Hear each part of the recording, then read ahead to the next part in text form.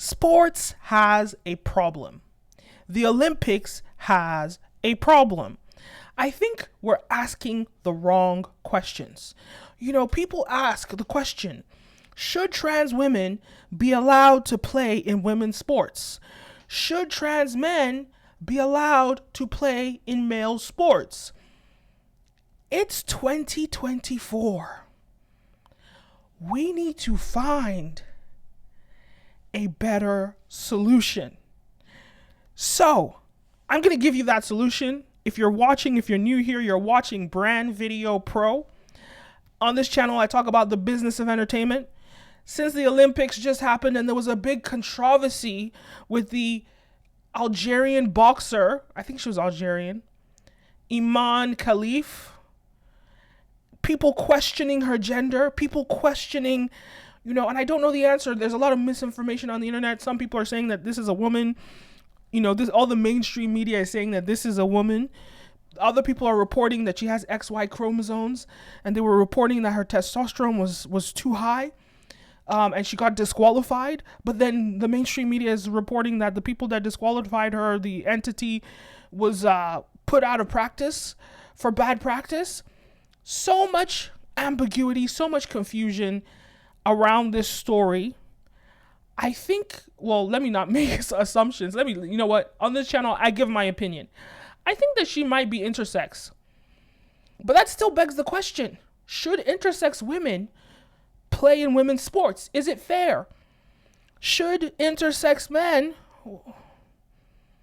play in male sports? Is it fair? I think we're asking the wrong question. I think that it is 2024.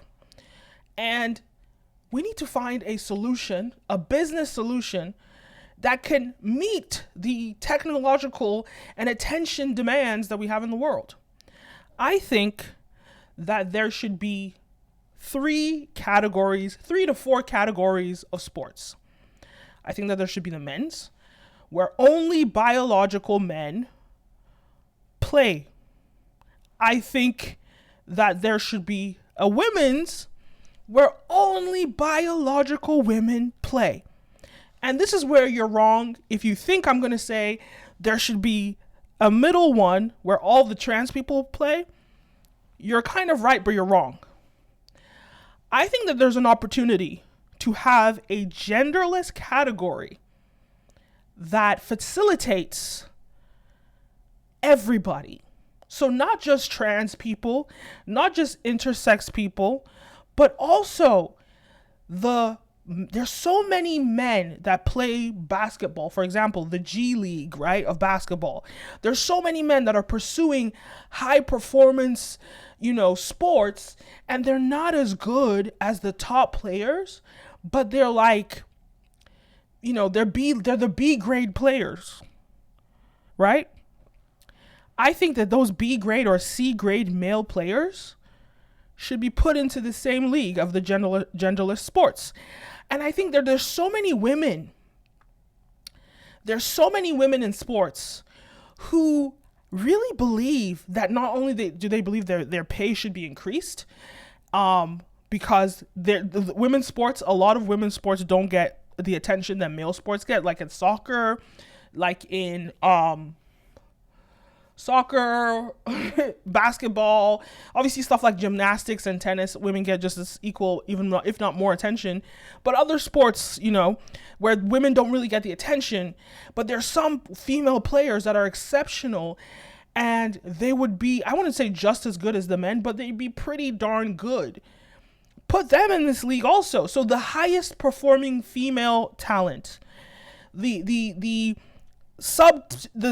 B talent, male talent, the trans people, the genderless people. So this is like an all-inclusive sports, and it should have like a quota, right? So it can only represent 25% men, 25% women, 25% trans, and 25% intersex. And therefore, everybody has an opportunity to play sports.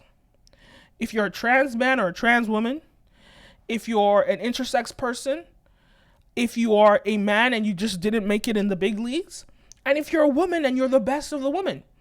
And the truth is, with this type of situation, this type of dynamic, it won't be as good as the male sports in terms of like, maybe it would be though, maybe it would be, but it likely probably won't be as great as the best of the best with men's sports, because if I'm LeBron James, I'm going to play with the best of the best of the men's.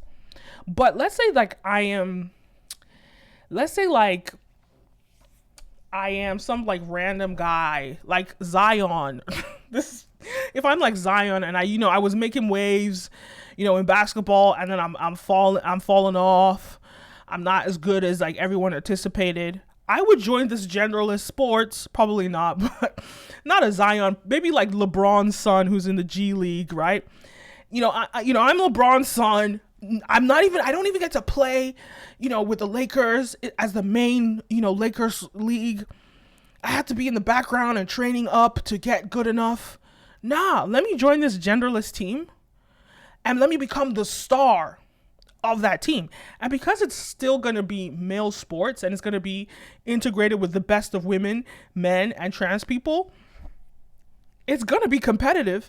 It's going to be entertaining, and maybe, who knows, they might get more attention. And I think there's a big market for it. So if you're in business and you want to take this idea and you want to incorporate this idea, please do. It'll be really dope, because I think that it will get, like, maybe not in the first few years, but I think over time it will start generating more money than women's sports. And that way the best of the women can join this. And this, in a way, once it starts generating that kind of money, at least the women will stop making like 200,000 or something, and they can start making the, millions and tens of millions or hundreds of millions of dollars when this, increases, because it's going to be about the talent, right? With women's basketball, for example, let's be real, like, it's not as entertaining. Even women's soccer is not as entertaining to watch visibly as men's soccer, as men's basketball. Women's tennis, yes. Women's gymnastics, chef's kiss. But women's basketball, I played varsity basketball in high school. I'm also good. I was pretty good at soccer too. And so I appreciate, as a woman, like, I knew that there was no path and no future for me in that sport. So I was like, nah, I'm not doing this. So I never took it seriously. But if we knew that there's a potential for this league to get a lot of attention, and then in terms of audiences, who would watch this? Of course, probably it will take a while for the general public to consume this. But a lot of, like, the LGBT community will watch this. A lot of just people that want to see men and women play sports together would watch this. It would feel very inclusive, very integrated, and it's an opportunity to check it out. So I think not only should this apply to sports, but I think it should apply to the Grammys, to all these, like, award shows, music award shows, when they have best women, female singer, best male singer, best genderless singer. Even in German, man, they have 3 pronouns. They have male, female, and neutral. So, like, I love how the Germans, their language is so specific. They accounted for potential trans communities way before any of this. So I'm sure when Germans hear Americans arguing about, pronouns, are probably like, what are you guys talking about? We always considered genderlessness. But anyway, I think it's a really interesting concept and a thing that we could look into in the sports industry. If you're in sports, leave a comment. What do you think? Is it a good idea? How can you incorporate it? And I think, perhaps it might take the Olympics a while to put in the genderless sports, especially because they're going to be countries that are anti-LGBT that potentially want to host the Olympics. So I think, like, just like they have the Para-Olympics, they could have the genderless Olympics. And it could be a great marketing tactic to see where that goes. Let me know your thoughts. Do you agree? Do you disagree? Leave a comment down below. Don't forget to like, follow, subscribe, all the above. You're watching Brand Video Pro. I'm your host, Kenim O, and I'll see you next time. Peace.